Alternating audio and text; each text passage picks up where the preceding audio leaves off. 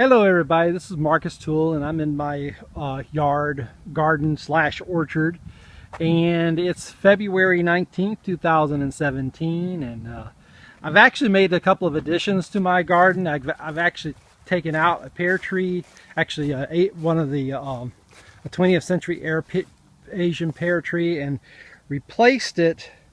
I gave it away and I replaced it with a this one is a Giombo persimmon, which is an astringent type of persimmon.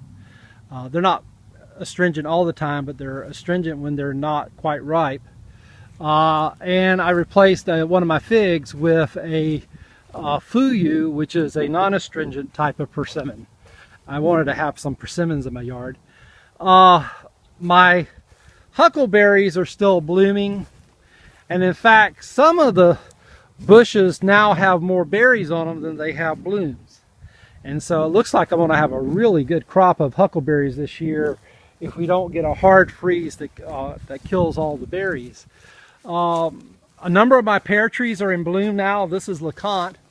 LeConte isn't going to produce nearly as many blooms or pears this year as it did last year, which is actually okay. I would actually like for this tree to just grow some, but as you can tell in the distance, that southern Bartlett pear is just full of flowers.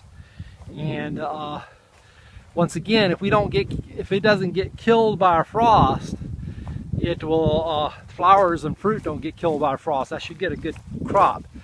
Tennessee is going to bloom more than it ever has before. It's still not turning out to be a super productive pear tree. And the huckleberries are just, they are so full of berries. It's to try to focus on a huckleberry by my camera just doesn't want to do it. But anyway, a lot of good berries in my huckleberries. A good number of my fig trees are putting out. This one here is the Negroni fig. Some of my blueberries are beginning to bloom as well. This is a rabbit eye blueberry. This is actually one that originated out on the pine tree plantation. It was probably a seedling planted by a bird originally, and I've moved it and others that were out there into my yard, and they're doing quite well. And in fact, I think they do better and have produced better than the commercial ones. To be honest with you, I think they have overall, they aren't quite as sweet, but I think they have done better. Oh, plum trees. This is the Baldwin pear, is got a fair number of blooms in it open. And of course the camellias are still gorgeous. My plum trees are beginning to wake up. The Mariana plum's got a smattering blooms at the bottom. Now it's going to be loaded eventually, but it always does the same thing every year. It starts blooming at the bottom, and then the flowers kind of move up the tree, and the flowers at the top bloom last. Just a few of the Robusto flowers are beginning to popcorn out, and especially around the bottom. Here's a few that are kind of in that popcorn stage, and we got a few towards the bottom of the heirloom Chickasaw plum that's doing the same thing. It looks like it's going to bloom ahead of the Robusto. I hope it's going to overlap a good bit, because if they don't, I won't get either Robusto or this plum this year. But I'm hoping they'll overlap pretty good. I had that worry last year and they ended up overlapping, but I still didn't get great pollination. But you know, hopefully the McKibben one day will bloom and I'll get better pollination of everybody.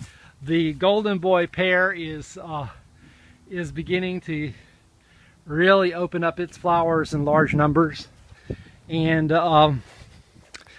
been working on the flower beds. They're still kind of messy, but I'm slowly making progress of getting them together for the new season.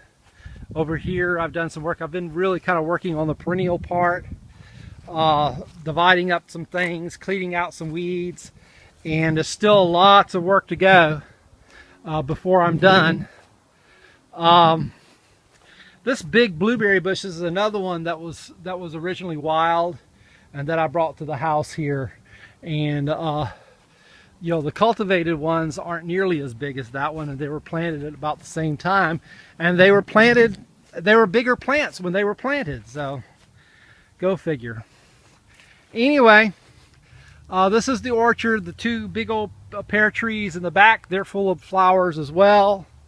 And so anyway, this is Marcus with a little, oh, let's look at this flower over here. Lady Vandestart. What a pretty camellia that is, with the pink and red flowers on it. It's really, really nice. I really like it a lot. Anyhow, talk to you later. God bless. Bye.